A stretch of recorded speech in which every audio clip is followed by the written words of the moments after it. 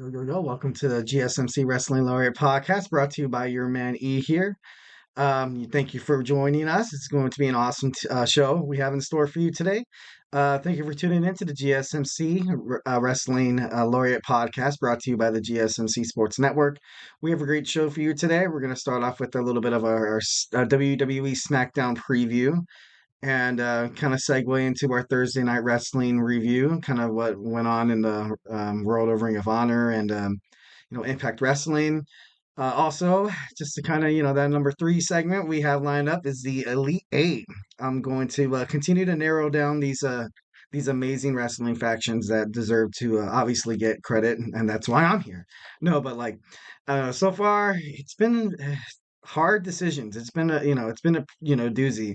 We're gonna go over some of the eight of the remaining teams, and I still think there's one more match from the Sweet 16. So we'll narrow it all down tonight. So we'll have our winner. And to cap it off, going into the weekend every Friday, I kind of like to do this wrestling news roundup. Where I kind of leave wrestling fans with just a little bit of knowledge that you didn't know heading into the weekend. Of course, where you won't see me Saturday and Sunday. I know it's sad. You don't have to cry. I'll cry with you. No, I'm just kidding. But yeah, we have a pretty awesome show. But before we dive into anything, I just want to remind you guys that we get a number of questions from our viewers through the show. So to ensure that your question gets read on air, I ask you to use the tips or donations link at the GSMCpodcast.net. This puts your questions up on top so we can talk about it, discuss, tell me what you like, tell me what you don't like. And it also really helps the show, guys. Leave a positive review at the GSMC Sports Network. We love peace, love, and positivity. And once again, the link is the GSMCpodcast.net. So don't be afraid to use that. All right, what do we got here? We have our WWE Smackdown preview. Oh man, it's going to be an amazing Smackdown. Obviously, Monday Night Raw was pretty awesome kind of going into this week. It's the Monday Night Raw after WrestleMania. So honestly, I feel like the WWE Friday Night Smackdown kind of has that same, mentality that it's going to be an awesome show. You're going to see a lot of things, probably a lot of, like superstars from WWE NXT trying to make their way up to the draft, or you can see some free agents that came out. I think WWE signed like three of them over the past week, but I don't know, just exciting stuff that's gonna happen on SmackDown tonight. It's gonna be at the Little Caesars Arena in Detroit, Michigan. Cody Rhodes. We get Cody Rhodes' reaction to what The Rock gave him in his hand, and The Rock said, The Rock said, kind of like his music, but no, he said, don't you ever break my heart again. And he gave him like something in his hand, and it just leaves wrestling fans like what the hell was that? Like, what is that all about? And then of course speculation goes on and on and on. I don't honestly, I have not the slightest clue what it could be. Something that could just fit in his hand. Maybe something that Dusty Rhodes gave to The Rock during his tenure in WWE, and that kind of like he used for motivation or stuff like that, and he's going to give it back to Cody. So I don't know. It's going to be interesting to see like what happens with that. Also, we kind of get Cody's reaction to what The Rock said about The Rock. Once when he leaves, he's going to go away for a little while. But when I come back, belt or no belt, I'm coming for you, Cody Rhodes, which is pretty awesome. I kind of like that. I kind of like that, even if he's not the champion, which is highly doubtful. But when he comes back, he's going to want to try to, he's going to want to fight Cody. He's going to, the story between The Rock and Cody Rhodes has just begun. Obviously, it took the Rhodes and Reigns' story took about 2 years. Cody Rhodes had to win two Royal Rumble matches to kind of solidify that, but I don't know. I'm in for it. I'm ready to see what happens between these awesome superstars, and you know, as a wrestling fan, it's cool to see The Rock and it's cool to see Cody Rhodes, two of the top performers, just kind of go head to head and kind of go at it. Especially like their mic skills and also their wrestling abilities are also pretty cool. So I don't know. This is gonna be awesome. So WWE fans or wrestling fans in general should get hyped about this. I know I am. Next we have Bayley addresses the WWE Universe. Bayley was victorious at WrestleMania Night 2 and defeated Io Sky for the WWE Women's Championship. Like I said in the prior podcast, I feel kind of bad for EO, because I don't really I hope like her talent really doesn't get brushed under the rug and kind of forced like overseen or basically I just hope that all is well when it comes to Io Sky and Damage Control. I don't think Damage Control is going to last, but it's going to be interesting to see how they kind of implement maybe like a storyline or obviously the Kabuki Warriors still have the women's world tag team titles. So, but I can, imagine Bianca Belair and Naomi, challenging for those titles at, Bash of Berlin or something like that. So we have that to look forward to. But Bayley, tonight you're going to find out who's going to challenge Bayley. You're going to find out who's going to be her next opponent. They're going to, solidify it tonight. Thus, bringing in promos and just bringing in stuff that, ultimately promotes who Bayley's opponent's going to be. And like I said before, it could be Bianca. Not too sure. I'm very not sure if it's going to be Bianca. But then you also have Jade Cargill. I guess there's been speculations that she's going to be at a couple of WWE live events, and I think she's still, sort of like learning the ropes in terms of like WWE. Maybe she's kind of like taking it slow, knowing her body because she has had a history of injuries. So I think, she probably will challenge for the title, but I don't think she's going to be like the next one. And if she is the next one, I think maybe it might be a little too soon to kind of push her.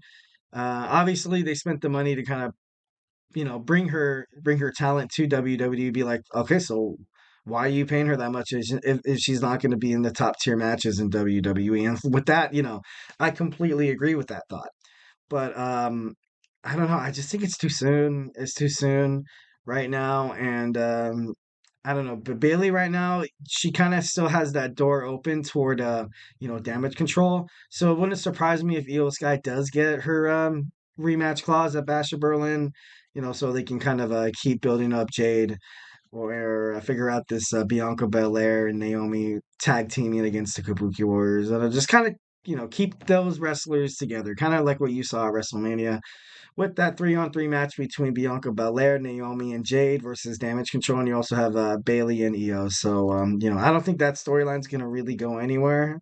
Or, we can see a complete, crazy twist tonight. Like, what if Roxanne Perez comes out and, demands a title shot or something like that? Like, we don't know if that's going to happen. And I think that's the beauty of the Paul Levesque era is, to know that unpredictability is in the air and that wrestling isn't, just that show you can just put on the back burner. It's going to be something that's going to come out with like hot new, takes, hot new storylines, rivalries, and yeah, something that's going to be super excited to see. So tune in to SmackDown tonight, 8 o'clock on Fox. I'm going to hop on that as soon as I'm done with this podcast. So, kind of moving on. Next, we're going to talk about how WWE handles the LA Knight. Recently, he picked up a match against AJ Styles at WrestleMania. He did have a chance to fight Roman Reigns, but ultimately that was during like the height of the Bloodline movement, and ultimately the match was, it was screwed over because obviously interference of the Bloodline. So I don't really see him fighting Cody Rhodes to be his next opponent. Oh God, who is going to be Cody Rhodes' next opponent? That's a tricky one. Bobby Lashley, maybe? We did see Karrion Kross in the Final Testament go on to a WWE NXT. So that could be a possibility, maybe, because, you don't have them feuding with the Street Profits anymore. Or what would also be another kick at? Maybe Randy Orton. Maybe perhaps Randy Orton could throw his hat in the ring and challenge Cody Rhodes. But then you also have Seth Rollins. I feel if anybody has a chance at the championship, it's got to be Seth Rollins. Cody Rhodes really has to respect the fact that Seth Rollins fought 2 days in a row. Obviously, it cost him his World Heavyweight Championship because he was injured and tired from night one. And I don't know. You kind of owe it to Seth Rollins to be like, hey, like you had my back. You're going to be the first one to get a chance at this title. Well, of course, whenever you're ready, because it's expected for him to miss a couple of weeks, due to that knee injury. So, should be interesting to see what happens tonight on SmackDown. Next, you also have maybe Gunther, perhaps Gunther. I don't know if he's going to jump like straight from losing his historic title run to Sami Zayn at WrestleMania, to fighting Cody Rhodes for the WWE Undisputed Championship. Maybe, but that's a big ass maybe. Or perhaps Sheamus is expected to come back. It could be Sheamus. It honestly probably would make a lot of sense. And you have that kind of unpredictable like factor that WWE has right now. And I don't know, it's fun. It's really fun. But like where we kind of started, I don't think it's going to be AJ Styles, or I don't think the LA Knight is going to challenge him. Maybe perhaps the LA Knight could challenge like maybe Logan Paul or for the Intercontinental Championship. You also have to think about what's going to happen at the WWE draft, because obviously you have the United States Championship, which I believe belongs to SmackDown, and then you have the Intercontinental Championship, which is usually defended on Raw. But things could switch up. We never know. So I'm actually pretty excited to see the WWE draft, because it's going to have so many implications and potential storylines that it's going to be pretty dope. So next, I want to talk about the next opponent for Logan Paul. Logan Paul was one of the only two to successfully defend their championship at WrestleMania. The other was Rhea Ripley. But Logan Paul, he's pretty impressive. He's awesome to see in the ring. Honestly, I know a lot of people give him baggage for being like a YouTuber and stuff like that. But hey, this guy's busting his ass, and he's showing up half the roster in the wrestling world right now. So kudos to him. But Logan Paul, I don't know if his next opponent is going to be Randy Orton again. Randy Orton wasn't technically pinned, so maybe he kind of has that strong case with that. I doubt Kevin Owens is going to come back and try to fight again for Logan Paul. But then again, I don't really know where, the KO show would go, if he would be challenging for the Intercontinental Championship again, or maybe he's going to ask his best friend Sammy after, I don't, he might lose it to Chad Gable in Montreal. A lot of people are expecting him to lose to Sami Zayn to retain, but the unpredictable factor, like, to be honest, it'd be cool if Chad Gable won. Like, it'd be like, oh, Sami Zayn was a champion for like a week, but Chad Gable like really deserves it. But obviously, Chad Gable wasn't the one to beat Gunther at WrestleMania. So, it'd be cool to see Sammy and Kevin kind of go at it, because you have that chemistry that you see in the ring, and that makes for good matches. So that'd be pretty dope to see. Um, the thing that makes the most sense for the new challenger of Logan Paul's United States Championship is Bobby Lashley. Bobby Lashley right now is he's coming off of the street fight win in Philadelphia against Karrion Kross. Um, Bobby Lashley, of course, was a dominant United States champion as well. He was a good WWE champion. He was ECW like, oh man, but would they? Maybe they would be. I might be saving him for Cody, but I don't know. It just makes the most sense for him to go after, like, because you need that heel, which is like Logan Paul, against that like face, and I think that Bobby Lashley right now is pretty face, baby face when it comes to professional wrestling. So it'd be kind of interesting to see that. Or you have Braun Breaker or Baron Corbin coming in from WWE NXT, declaring themselves eligible for the draft. It could be one of those guys. Honestly, it would be pretty awesome to see Braun Breaker challenge Logan Paul for the United States Championship. Honestly, that's kind of what I would put my money on, and what I would want to, what I would want to see, to be honest. Next, we have Grayson Waller and Austin Theory picking up the titles at the six-pack ladder match at WrestleMania. This was a complete shock to me. I really honestly didn't think these guys stood a chance. And they won the WWE Smackdown titles pretty fast. Pretty fast. They were able to sneak up there and get it. But ultimately, they paid the cost, where Grayson Waller was thrown through a ladder, and that, that looked really, really bad. But it's going to be interesting to see maybe their next opponents. It could be maybe LWO.